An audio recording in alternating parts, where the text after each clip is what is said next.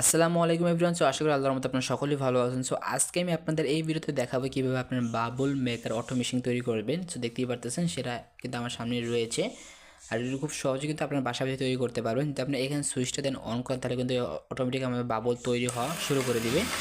তো দেখতেই পারতেছেন। সো এটা আমি কীভাবে তৈরি করেছি আজকের এই ভিডিওতে আপনাকে সম্পূর্ণ দেখানো হবে। তো চলুন ভিডিওটি শুরু করা যাক।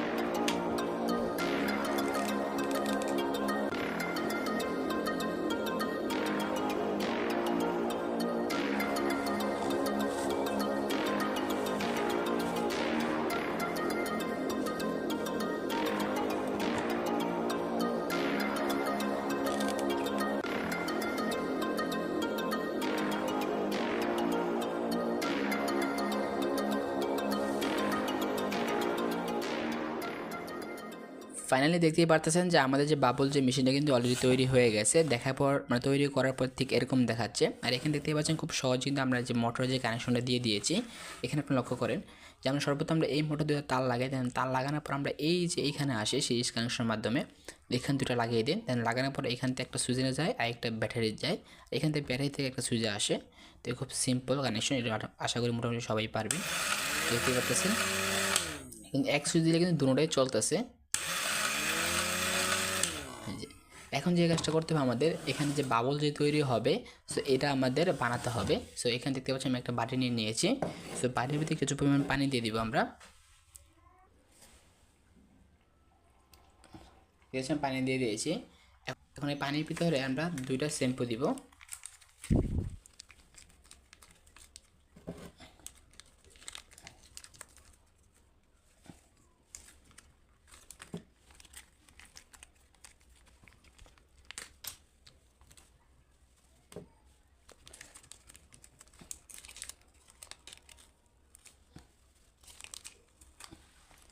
দেখতে পাচ্ছেন এখানে 2টা শ্যাম্পু দিয়ে দিয়েছি। এখন এটা ভালো মতো মিক্স করে নেব।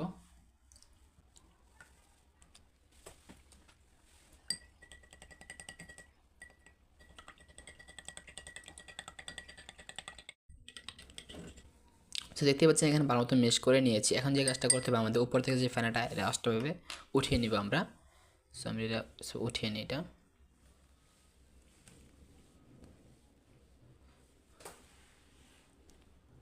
ওঠানো হয়ে গেলে এই পুরো পানিটা আমরা এই বোতলের ভিতরে ঢুকিয়ে দিব, মানে এটা যেটা আমরা ঢেলে দিব এখন। সো এটা ভিতরে পুরো ঢেলে দিই।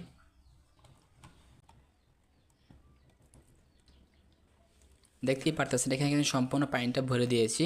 সো এখন আমরা সুইচটা অন করলে কিন্তু আমাদের যে বাবল হওয়াটা শুরু করবে। সো আমরা এখন সুইচটা অন করে দেখাই আপনাদেরকে। দেখতে পারতেছেন বাবল কিন্তু হতেছে। সো এখন আমরা একটা খোলামেলা মাঠে যাব, মানে একদম খোলামেলা জায়গায় যেয়ে দেন আপনাদেরকে প্রপারলিভাবে দেখাচ্ছি।